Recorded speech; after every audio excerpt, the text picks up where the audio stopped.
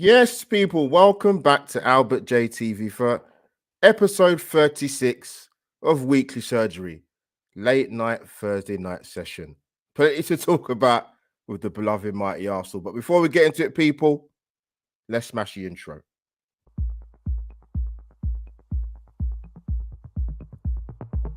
Footballing community, waiting time is now over. The Albert JTV practice is now open. The surgery required is Premier League talk and any other business. Let's get to work. Welcome to the Weekly Surgery.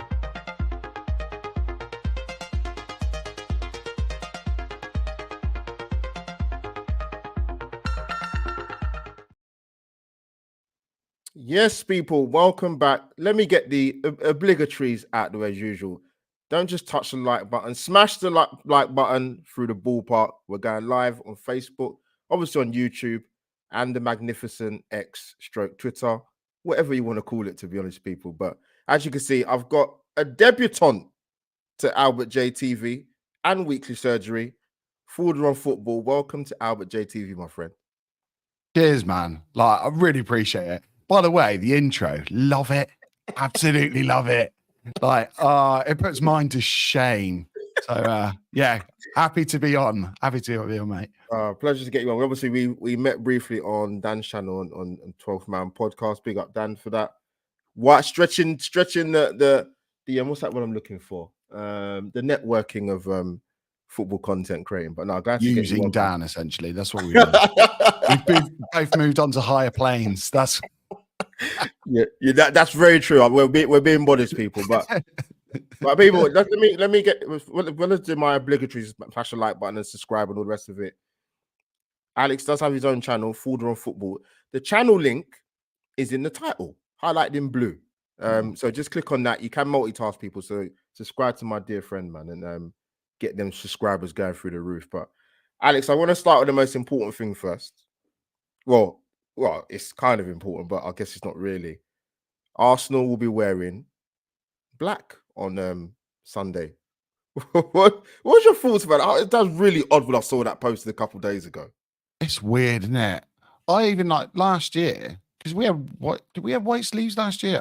My mind's gone. Yeah, we played didn't we? Red, surely we were kind of kick clashing as much last year as we are this year. So I don't really understand it. It's just nuts. I'm calling it woke. That's where I'm going with this. Yeah, just another thing, Alex, and the watching community. Yeah, and listen, as long as we beat them, that's the most important thing. I don't care we wear a kit from the 1970s or Alan Sunderland was playing when he was playing, but as long as we beat the Spuds on Sunday, that's the main thing. But yeah, let's start with the main thing, obviously, because it broke this morning. David Ornstein, Mikel Arteta will be here now till 2027. So I'm going to ask you sort of kind of a three-part question leading into the news we found out today about Mikel Arteta. What was your thoughts when we first appointed him? What have you made of his tenure? And what's your thoughts about the contract? I can't actually say what I said when he first got appointed. Okay, so right. Yeah, water that down. I'll do it in the kind of the nicest way possible. I was surprised. I'll put it that way. I mean, it was an odd one, wasn't it? Because do you remember we were linked to him originally before we got Emery in? Yeah, I know. And at that point, I was like 100% against it. I looked at the Emery appointment. I was a bit underwhelmed by it. Yeah, we went from a manager who was just he became to some people. He became Arsenal. He's just synonymous with the club. And when Emery he had that run of games where we were getting, peppered with shots and stuff. At that point, I started looking at the Arteta thing and thought, maybe it's not the worst thing in the world. It's always a bit of like a humbling experience to kind of look at your club and go, right, we've gone from a manager who everyone knows worldwide to now a manager who's not done a day in the job. Yeah. So I think that was kind of a damning report of where we were really as a club at the time. Having said that, I think over the course of time, I think he's won me over. I'm not a full Arteta lover. I mean, he's a handsome devil. Look at that. Go on, Mikel.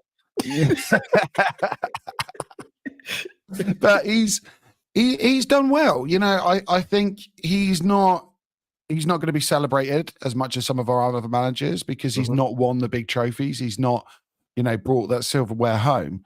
But if you're looking over the kind of the course of his very young career, he got the FA Cup in the first year. I think we finished at about 55, 56 points. Yeah. The next year, obviously 8th again, which wasn't great. No silverware that time, but it's still kind of made another 4 or 5 points, I think, that next season. And year on year, he has kind of progressed points wise. Maybe that's him getting wiser. Maybe that's the fact that the recruitment's been so much better. Let's be honest. You look at the team he started with, and it was horrendous. That squad was just, it was dire, you know. And over time, now we're challenging City. And I don't think if you said to me at the beginning of Arteta going in, you know, he's going to be 2 points off the title, I wouldn't have believed you. I really wouldn't. So I think over the course, he's done a good job. I wouldn't say he's done a fantastic job. I think if he gets over the line, but it's funny, isn't it? It's like fine margins. If he goes and wins the title, context, isn't it? It's context sometimes with it. Goes and wins, suddenly everyone's going to turn and go, "Oh my god, look what he's done with the club! He's gone and beaten one of the best managers in history with more or less an unlimited budget," and suddenly everyone's going to love him. So I do feel for him. He has got a hard job, but then I'm sure the money and the new contract probably makes that a little bit easier. So it is what it is. We knew he was going to get a contract, though. Let's be honest. Yeah. I think you know what it is. I think. I mean, even if I didn't have a channel and just I'm on social media, so I don't know if that's a good sample size sometimes within our fan base, but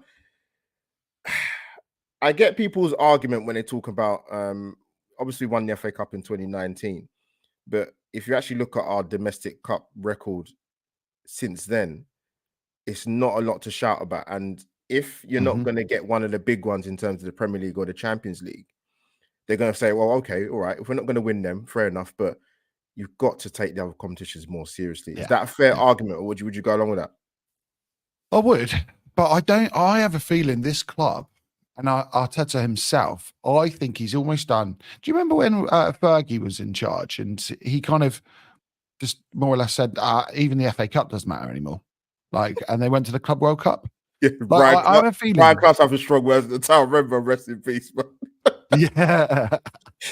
I think Arteta's almost looked and gone, what do I want?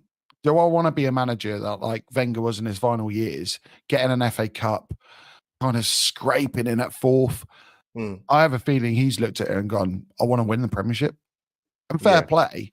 It's not easy going on all fronts, but I think this year, maybe with our squad, he has to. Because this squad now, you know, there's been a lot of investment. We've got a lot of good players and a lot of depth. Some areas are still a little bit shallow, but I don't know. You can see both sides of the coin. But like I say, I think he's done a good job, and would an FA Cup get him over the line into that fantastic and that great manager category? Probably not. I think it's just something else that people just hang over him and go, "Oh, he's only won the FA Cup. He's only won the League Cup." So, you know, people do it already with the Community Shield, don't they? They look and go, "Wow, that's not a real trophy." So, I mean, Arsenal couldn't get us a League Cup in the time he spent at Arsenal in all his entirety. I mean, we made some finals where there's some very painful losses, but I think with the domestic cup competition thing, like my thoughts quickly before we sort of ask you something else. I look at the other teams who do take the competition very, very seriously. And you got to remember the final is in late February, possibly in terms of the League Cup. So you still got quite a fair chunk of the season. And I think for his managerial career, I know he's obviously got an FA Cup in the bag, but I think the more you sort of add more strings to your bow in terms of getting over the line, because we spoke about this on Dan's channel in the sense of that question's always going to get asked. But not just Arsenal fans, rival fans, BBC, TNT, whoever you want to name it, are going to say, can he get these guys over the line? And I'm assuming more so really they're talking about the Premier League. Champions League is a cup competition. We've seen some teams win the old European Cup and Champions League that were not favourable. Porto, hashtag Red Star Belgrade. Now that is going way back, trust me, but people know what I mean. Yeah, so a cup competition, it can happen, but in terms of the bread and butter in the league, it's hard, man. Listen, I know there's some people who are not really big fans of the manager, but outside of Man City and Liverpool, the last Premier League winners were Leicester City, were they? Is that right? Yeah. You'd be right in saying that? Then obviously probably look at Chelsea, but the league's hard to win, man. And listen, let's be honest. I know I'm not trying to give Arteta a pass because anybody that see me talk about the boss, the gaffer, what you want to call him, because I was on board last season that for me, you had to win some silverware. But I actually I didn't think the Premier League. I was looking at more the domestic cup competitions. So when we went out of them pretty early, I'm like, yeah, that leaves us for the Champions League or the league. So come in, mate. Come in. Sorry. No, it's funny because the League Cup is the one that Pep's kind of made his own. You know, like the FA Cup has always been our cup. Yeah, it is. That's our cup. Wembley's our ground now. You know, but I look at the League Cup and it's Pep's almost gone. That's like the warm up for the run-in. Yeah, that's how I think he kind of sees it. And whether or not like Arteta's gone, like we haven't got the squad to do that. I don't know. And it seems like we kind of play like a second string team. We always play the youngsters in that one. It's just, it's an odd one because for me as well, I go back and forth. I don't know about you. I never know if having like a season like United, when you don't do very well in the league and then you go and win a cup, is that better than a season like we had where you go 2 points away? Yeah, I know what you mean. Yeah. And like we said about context earlier, like for me, if we just suddenly dropped from the place where we are now out of the Champions League spots and won the FA Cup, I'd be furious. I'd be furious because I go, hang on, how have we gone backwards that far in terms of like consistency? Yeah, I would love the day, and I love the FA Cup, but my heart of hearts, I'd be looking at it and I would be thinking, there's something that's gone severely wrong for us to drop down the table like that. Yeah. So, yeah, I think it's getting that balance, isn't it? Like if he wins an FA Cup next year, about this year, 25. If he wins an FA Cup and we narrowly miss out on the Premiership, I would say fair play. Okay, that's all right. But I think we said it actually on Dan's channel that questions are going to start being asked of him. Yeah. And people will start bringing up this contract and start saying, why is he getting a contract now in September and he hasn't won anything again? Alex, it happened before when he got, and there was talk about his contract. So I think this would be technically 3 seasons ago now. Because this was during I remember it during mid-season, and the same talk happened again. So I think it was always coming, and whether you like Mikel or not, particularly ones that are probably not in favor of him, he's not going anywhere anytime soon. Alex, I would love to be a fly on the wall when the Cronkies have conversations or communications with Mikel in terms of what they want from him and what's the end goal. I would love to be on a fly on the wall to hear that, because to some sections of our fan base, we'll see it as just go for top 4 again. That Cronky's happy with that. I mean, we don't know that in terms of the conversations. We're just surmising, thinking that maybe that's what's going on. But I think with Mikel, did he win you over more after the Amazon documentary, or was it something else that sort of stuck in your mind? I'll tell you what, when that kind of got announced, I dreaded it. That is fuel for rival fans, isn't it? Yeah. Oh my God, this could be. And at the time, we weren't doing that well. Yeah. So this could just be a catastrophe. Like, and our club, we're not a club that's very open in terms of transfers. We always do these transfers kind of behind the scenes. No one really hears about until the last minute. I think Rice is the only kind of high profile transfer that we've done, and people have been aware of it. He did win me over a little bit with that, but to be honest, just the position in the table won me over. at the end of the day. Like his personality, he could be the nicest bloke on earth. He could be the most motivating bloke. He could, he could be the most aggressive bloke towards other managers and don't care. Get me a trophy. And that's going to win me over. He could be Gareth Southgate, stood there in his waistcoat, zero personality, and get us across the line. And I would love him. I'd be saying, build him a statue. Let's have a parade. But yeah, the documentary is an odd one because, like I say, it was fuel for other fans. Like the whole thing with the Anfield and having the speakers out on the pitch. Yeah. And then do you remember the drawing of the heart and the brain and the light bulb? Like I'm a teacher, I'm a primary school teacher, and I'm looking at it going, I wouldn't do that. Like my kids would be rinsing me. Like what? Sorry, sir, what are you doing? But the players have to kind of sit there and just go, So, but whatever works. At least he tries something, I guess, and at least he's obviously got something about him, and I think we do have to keep in mind that actually, like I said, we're against Pep. I think in his managerial career, I think he's only ever not won the title 3 years. Wow, there you go. Yeah, which is mad, isn't it? And we all know, like, well, allegations, but they're not playing by the same rules as us. Like they're really not. So for Arteta to kind of get that close, it is hard. I would have loved it though to win it last year when Klopp was still in. I think that would have been for Arteta to be able to say, I beat Pep, I beat Klopp, won the title. And then I think then he would be seen at the same kind of, eating at the same table as those two. Yeah. But it is what it is, the 2 points with the 2 points. So. Yeah, I mean, and then obviously you've got, I mean, football has changed, man. I mean, obviously with what Xabi Alonso done at Leverkusen, it's like, you see, he can do it. I'm like, hold on a minute. It's probably very rare we'll see that in our football lifetime for a manager to take on a job and to go to the season unbeaten, which is at any level of football in whatever country is an amazing achievement. But I don't think personally that's a great yardstick to use to try and bash Mikel Arteta for not winning the Premier League. Ironically, he was seen as a coach for Arteta, wasn't he? There was word they were going to try to get him in. So, I mean, like you say, it is an amazing achievement.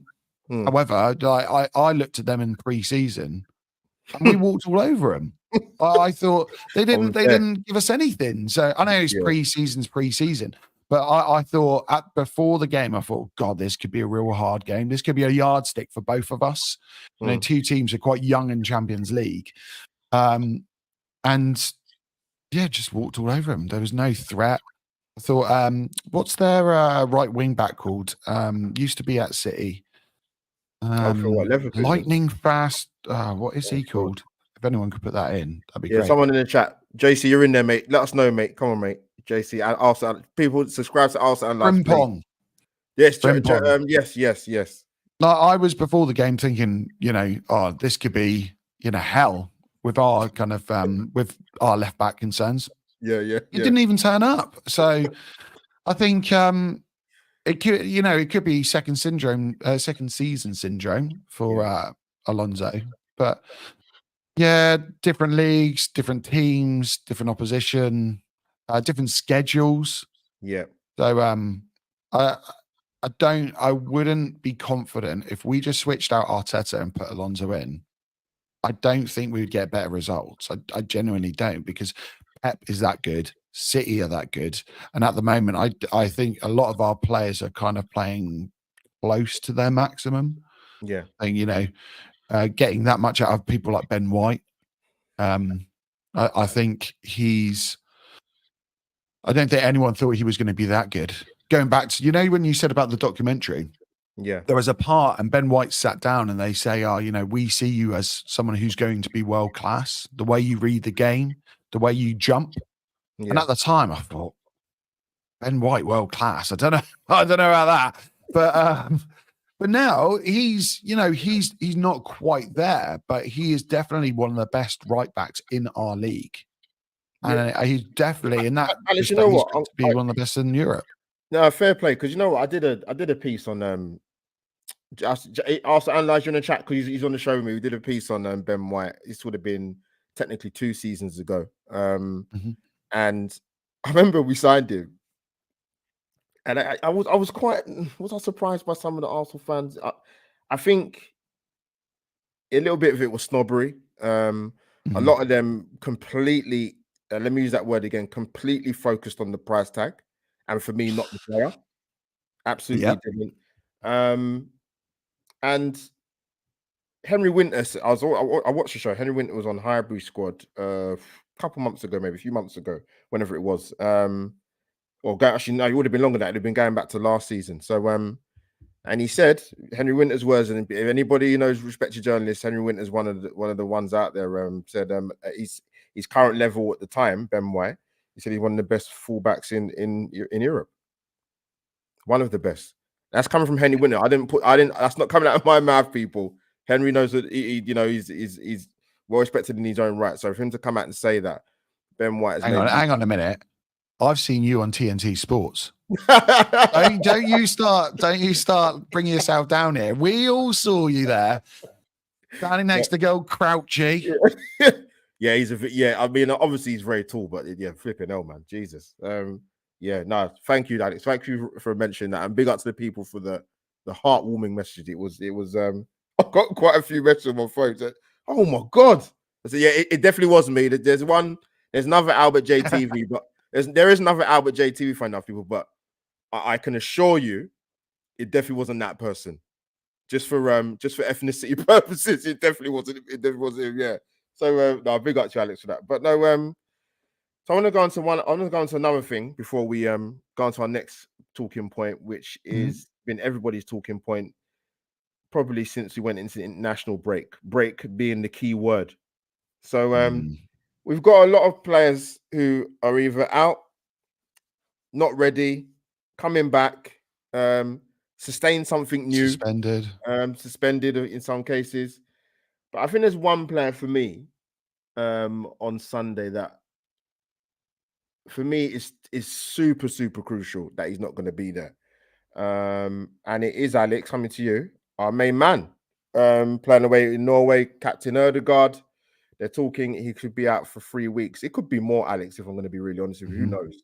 Unless you're a medical expert. But I know people's thoughts about the international break and, Calafiore and, that obviously Marino was injured for was it 2-3 months now he's going to be out for.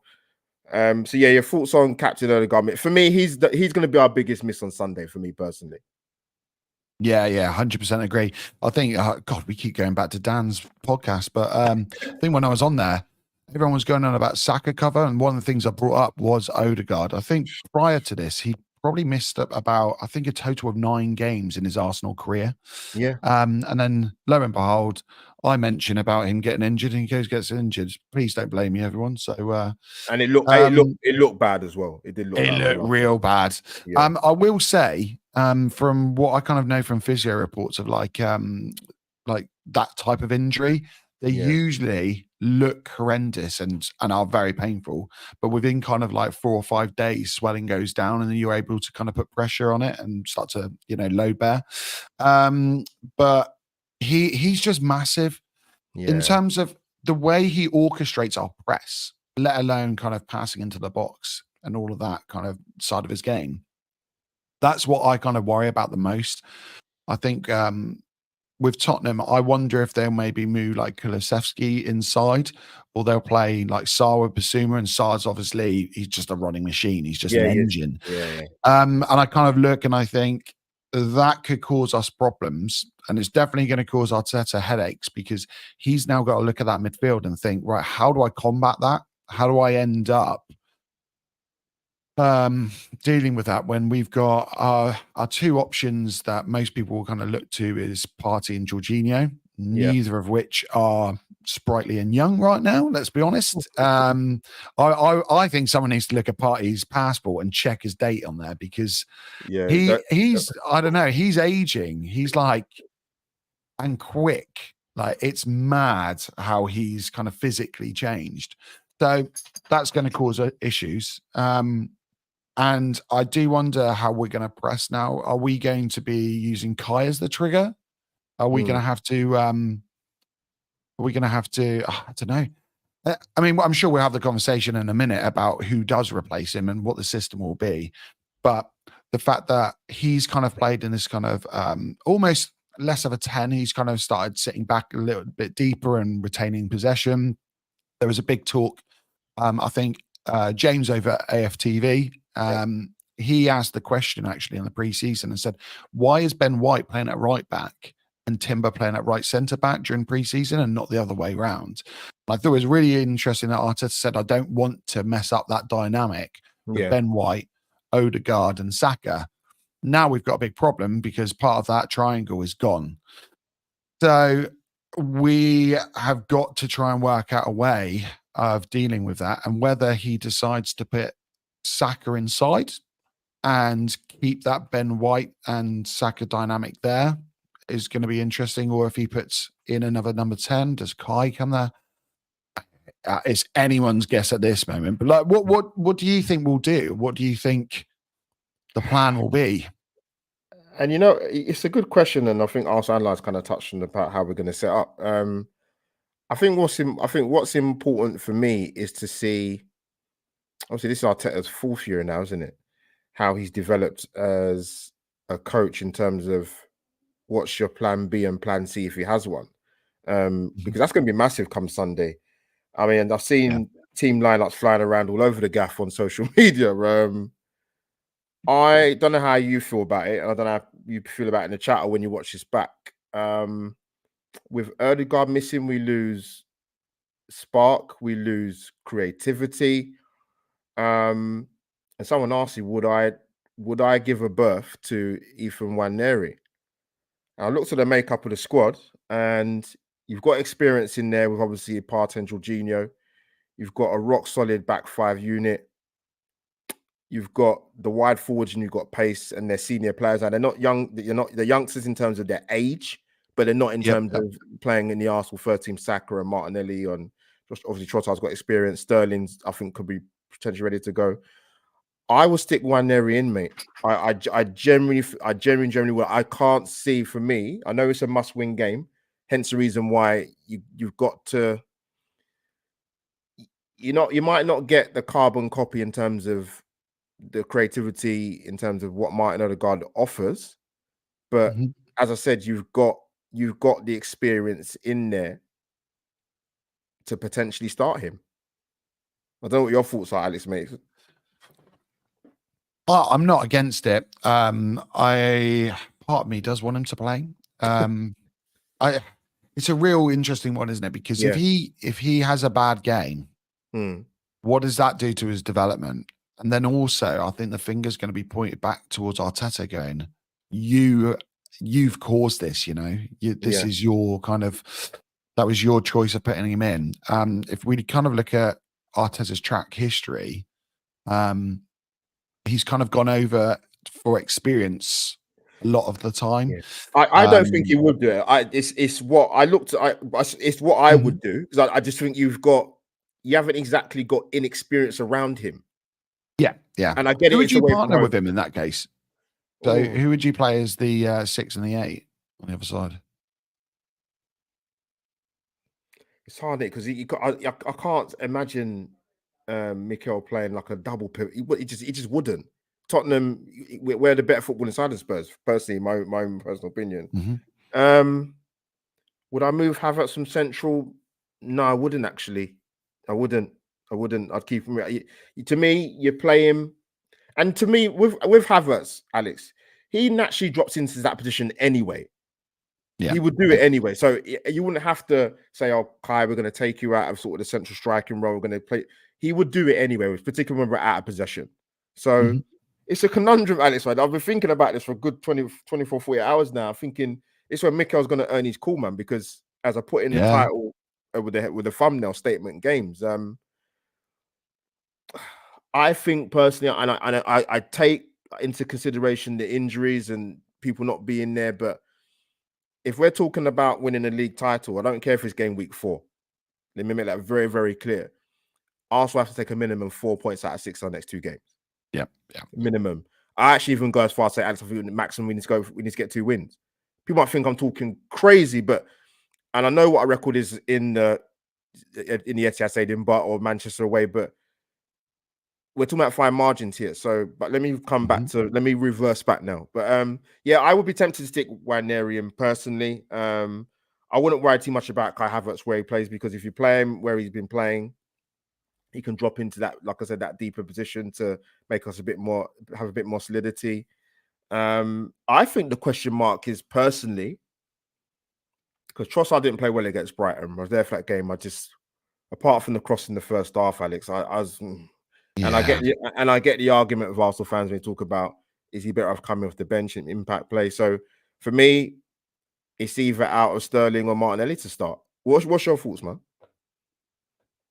So I think we look at like last year. So we played on the transition, didn't we? We kind of sat in and let him. I think a lot of the time when Kai plays as a left 8, the games like Villa, that's when we've got a team like who has either a mid block or kind of a low block, and Kai in a mid block, he's really good at making that run. I know people hate him as an 8 and in midfield, but we have to remember, kind of, if you're looking at it kind of subjectively, what he is good at is crashing the box and making that run, which then forces teams behind. And we lack like true pace to get behind.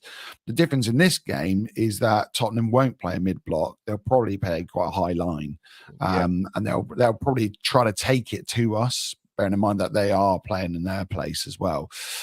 So for that, I think Arteta is going to look at it and think to himself, he needs to have it quite solid. And maybe he does go with a double pivot and does something like a Jorginho and then a Partey, with Jorginho playing at the base, Partey playing as the 8, and then dropping in to help him. And then I could kind of see someone like either like a Trossard playing with Kai, if that makes sense. So Trossard playing as like a 10, Kai playing as a 9, and both of them switching, and then we can kind of fall back into like a 4-4-2 formation if need be. Yeah, they're both intelligent enough to do that. So that could and then I think that would make sense for Arteta to do. If I saw that lineup, I wouldn't be surprised. And then on the left, maybe Sterling comes in now, but at the same time, Martinelli's probably our fastest, kind of most pacey player on the transition. So maybe you do that and then you bring Sterling on. I think that's probably what he'll do. And bearing in mind, the one big problem we have as well is that Calafiori's out. So is Timber actually fit enough to play this 90? Because if Zinchenko has to play, then you've also got the problem of we now don't have that Rice cover. So for that left side, that left channel. So there's a lot of problems there. For me, though, I'd like us to kind of go with it. I actually wrote down a couple of go on, mate. I was looking at it. Let me have a little. What did I write down here in my absolute kind of whirlwind of ideas? So I've put in Timber with Partey, simply because I think he's able physically to win the ball and retain the ball. He's quite progressive as well, which then lets Zinchenko come inside. And you play Zinchenko. I don't worry about a lot of their wingers. I genuinely don't. I think Son is a threat. If Solanke is playing, and we don't know, and that's not even him. He's not even guaranteed he's to start. Yeah. So right now, I'm not too worried about Zinchenko playing there. Timber maybe with Partey, and then you play Wijnaldum and then Saka, and let those two interchange and get Saka to pick up the ball in the central zones and actually drive, because he's one of our few players who's able to make it like a half space cross or make something happen out of nothing.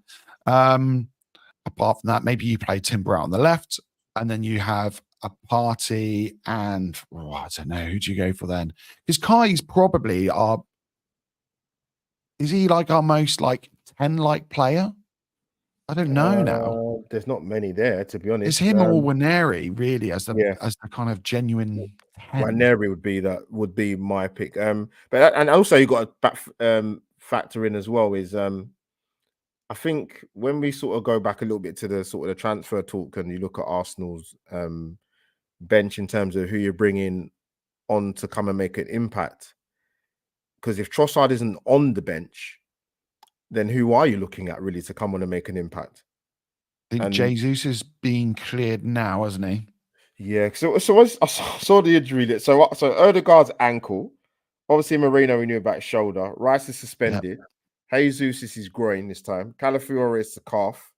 Tomiyasu's knee, and even players that we sent out on loan are injured. Yeah. Fabio Vieira's injured. Sambi Lukonga's injured. It's insane. I've never seen it. I think Kieran Tierney's the Arsenal curse is back, isn't it? yeah. It's crazy. It's absolutely crazy. But people, let me just say, the amazing Albert JTV community watching, please subscribe to Fulder on Football, smash the likes, and if you don't know what to do by now, people, this is what you should do.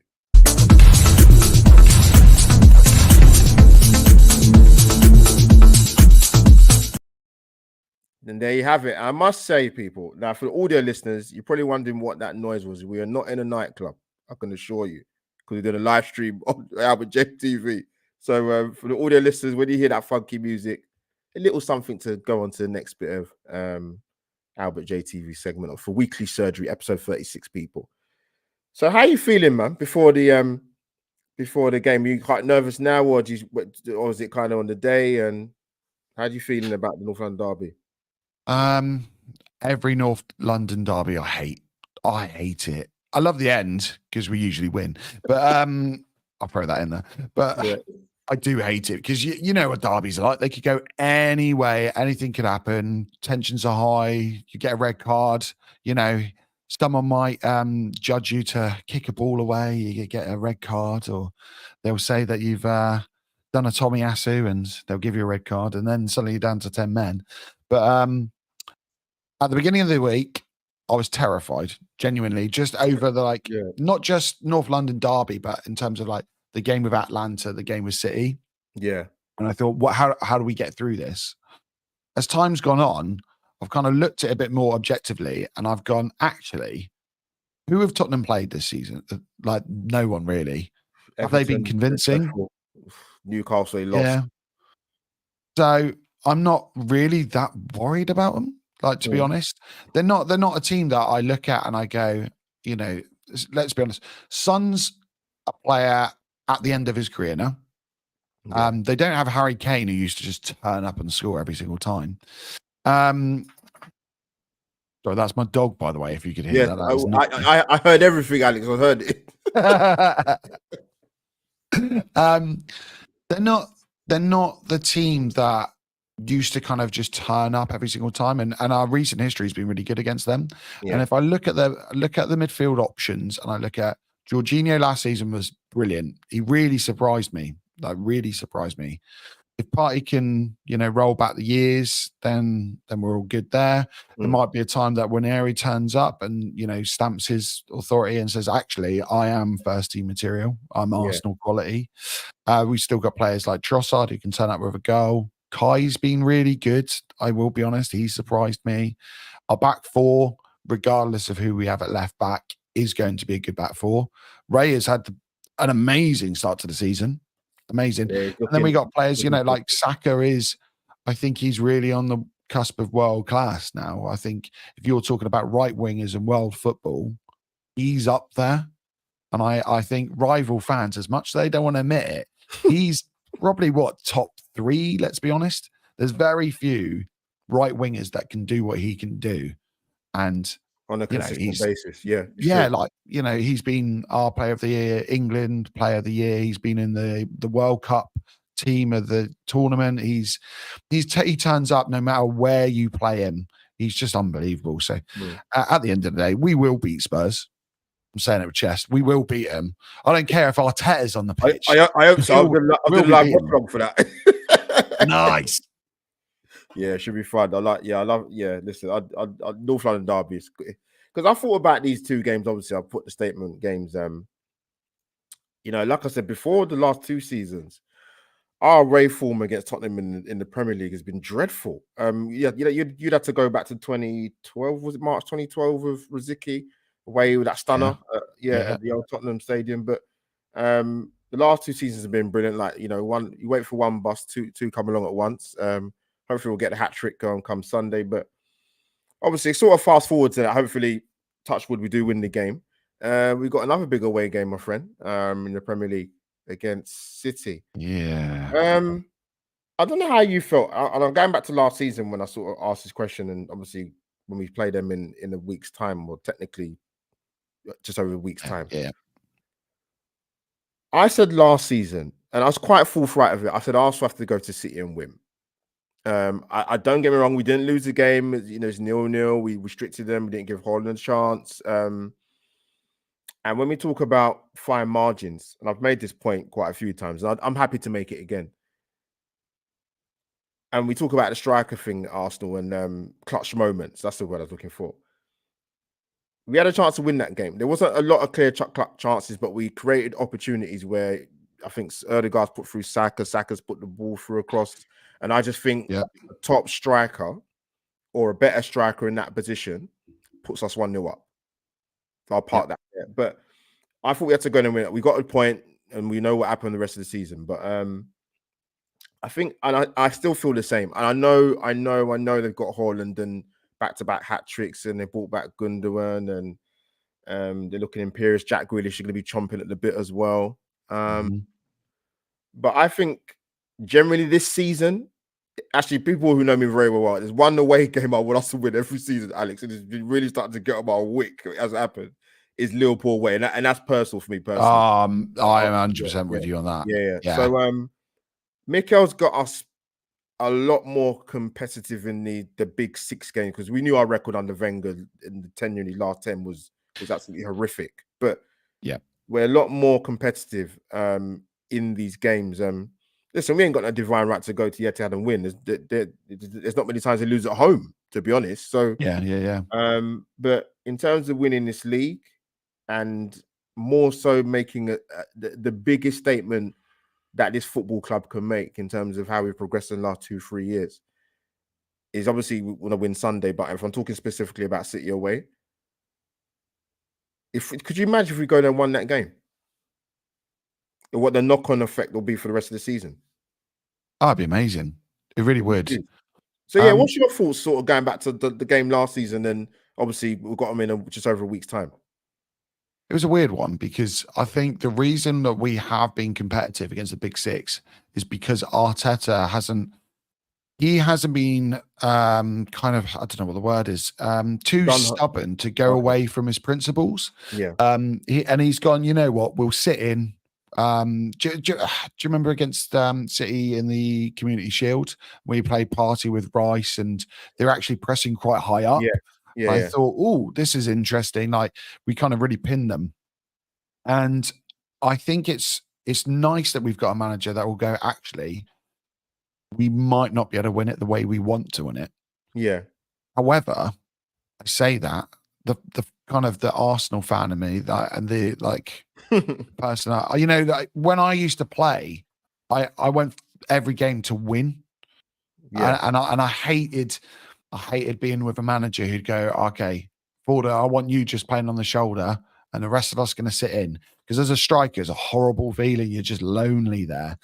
And I think maybe that was our one opportunity to just go for them, because we were in good form at that point, and they weren't in the best of kind of places. And I think maybe we could have just put the foot on the jugular and just taken it from it would. I think a lot of people kind of said about it, the United win when we went to Old Trafford and the Will Tour goal, things like that stick in my memory. And I think sometimes, like you say, you need a statement win.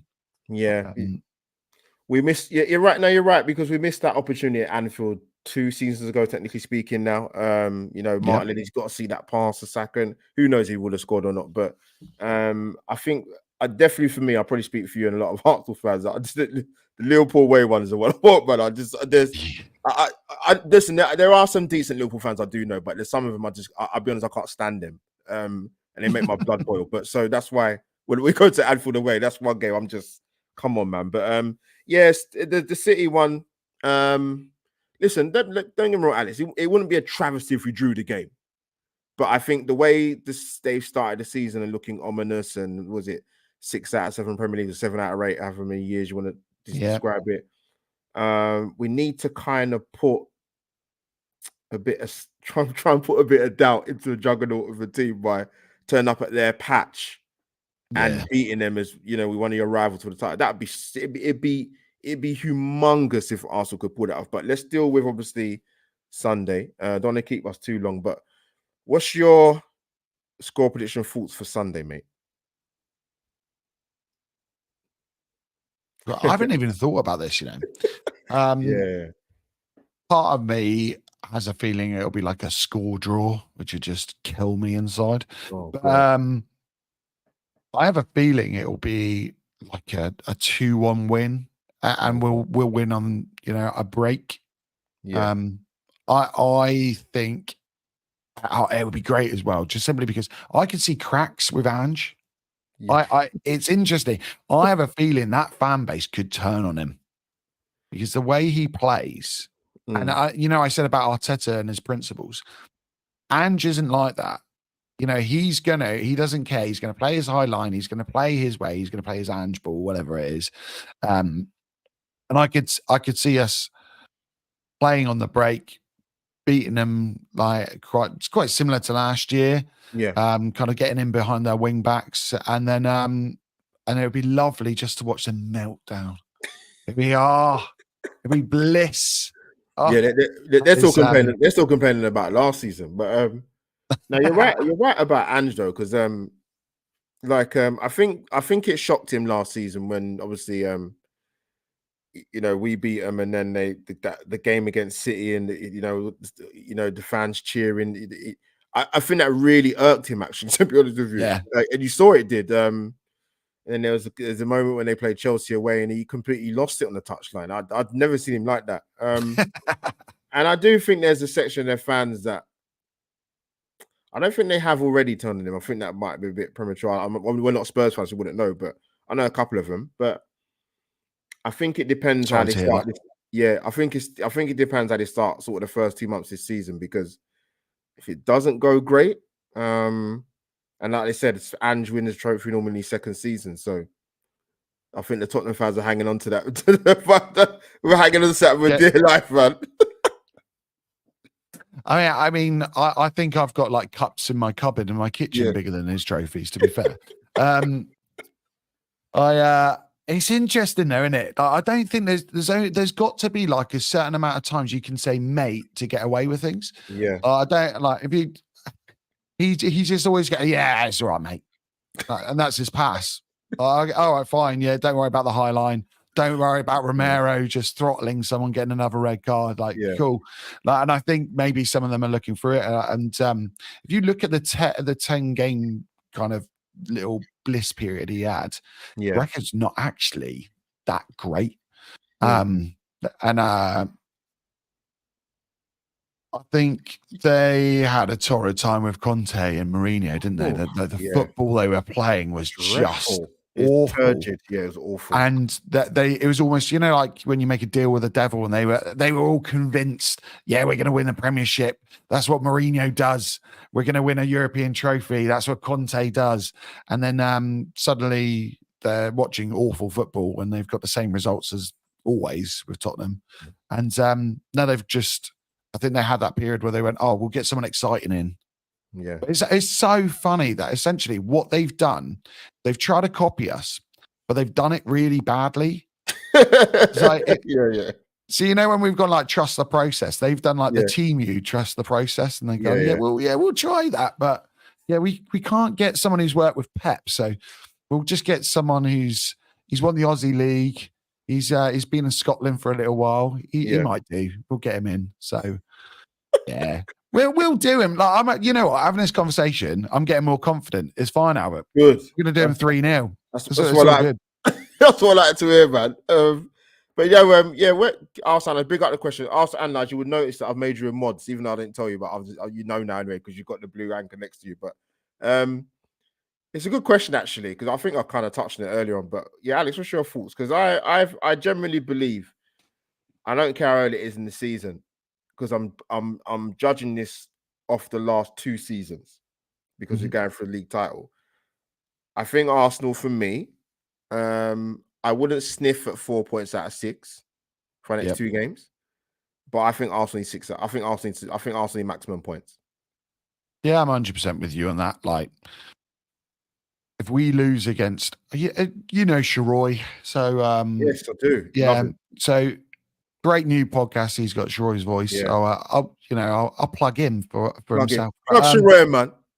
Go on, Shiroi. He did a really good question. He was like, "Is our fan base a bit fragile?"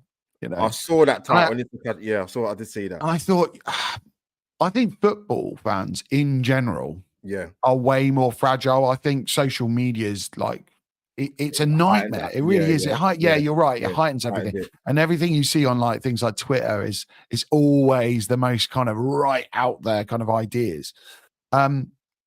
If we lose against Spurs, there will be a meltdown. It will be awful. The atmosphere the next time at the Emirates would be horrendous. It's like Leicester at home. Oh God, yeah. Like, and that's what I worry about. We know that toxic atmosphere can get like there. We've seen it, and I do worry about that. But 4 points minimum. Yeah. But I would be saying, like, you've got to go and get 6 points now. You've got to go out and the thing is, Alex, people might think we're talking crazy, but it's not knee jerk, man. I can assure you, for the pain, we've not beat City since 05 away. 05. It's been that long. Genuinely. Yeah, I think was it the Cazorla, wasn't it? Cazorla and the Masterclass. God, it must be. Yeah, long time ago. Long time ago. That's thing, isn't it? Yeah. There might be people here who didn't even watch that game. I watched it because it was brilliant that day. Cazorla was unbelievable. Superb that day. Absolutely superb. Yeah, we've beaten City. We have beaten them, not at that ground, but we've beaten them without Saka playing. Jesus out on the right and stuff. It is possible. It's not out of the realms of possibility. And we've got centre backs who have pocketed Haaland. It could go either way. We could have Haaland turning up and doing a hat trick, and us all going, the transfer window's killed us. This is why Arteta out. Why have they given him a new contract? Same time, Haaland might not score again. He might be, I think one game he had 0 XG. He did nothing. I think, Saliba opened his pockets. He put down his keys and his phone at the end of the day, and Haaland fell out next to him. And we could have Saka just, having a blinder and whipping one in from outside the box. That game is gonna be like on a knife edge. So 6 points, it's not, it's not mad. And if Arteta's not saying to the boys, this year you go for 6 points. You go for the 3 points against City, and if he's not saying that, then in that case, we've made the wrong appointment and the wrong extension, because we need a manager who's going for a win. So, we'll see. It'd be interesting with the City game, but I know we're fast forwarding, but how they set up, because obviously, I don't know. You know what's funny? Before we wrap up, is I was shocked. Some of the reaction I saw. I mean, it's bad enough when we beat them at home, but I mean, when we got the 0-0 away, I couldn't believe what I was seeing, man. Even the City fans would just cry, "Oh, you didn't come out and play against us," and it's like, come on, man, what is it? What are we doing here, man? Because we didn't give Haaland the freedom of Manchester. It's now Arsenal didn't come out and play. I mean, come on, man. But listen, it is what it is for these football fans. The saltiness sometimes they can't help themselves, man. To be honest with you. But Alex, man, it's been an absolute pleasure to have you on. We've flown through 54 minutes. It's gone fast, super fast. Mate, how has it gone that quick? It's been really good. I've really enjoyed it, mate. I've really enjoyed it. Give your channel a plug, man. When are you next on? What's the plans next? What are you doing? So I've had about a month off. anyone who hasn't watched me, I have more or less like a weekly podcast. So I have guests on. So I've got hopefully Albert, you'll be on soon. I know we've discussed this. Yes. You've said it now. Yeah, of course I'll come on, man. Yeah, we just kind of we do kind of long podcasts. Just chatting Arsenal. I do a couple quizzes on there. So anyone that wants to get on board with an Arsenal quiz, then my channel's there. So it's Forder on Football, or you can find me on X, Forder on Footy. Yes, big up to Alex for coming on Forder on Football. People, subscribe. Like I said, the link is in the title, so it's easy. You can watch the podcast and subscribe to the channel. It's very easy to do, and of course, the most important thing, it's free. Because everything's a subscription these days. Yeah, it's it. You name it, Twitter, Adobe Express. There's many other apps out there. They're not free anymore, mate. They're trying to milk us into oblivion. I'm telling you, it's unbelievable. But I want to thank my amazing guests, the people watching live on YouTube and on Facebook, and also on the X feed. I will put this on the audio list later so you can hear me, Albert JT, from Forder on Football, are amazing dulcet tones we talk about Arsenal. But hopefully I can find the outro, because I've got about 750,000 in the studio that I'm looking at right now. I've got it. So people, episode 36 is over and out. You will see me next doing a watch along on my channel, / Lee Judge's TV channel. There might be a sliver. And I say it is literally, it's not even a sliver. It's like a size of a 1p coin. I could possibly go Sunday. It's not definite. So I've got the backup, obviously, the watch along. And if I don't do the watch along, then for my own safety, I'll try and get to the ground in one piece. Yeah, listen, either way, we'll be watching the game, but hopefully Arsenal do the business and, back-to-back wins, hopefully even come in. So we'll see you soon. Episode 36, over and out, weekly surgery. The Southeast London red carpet is closed for tonight, people. See you soon.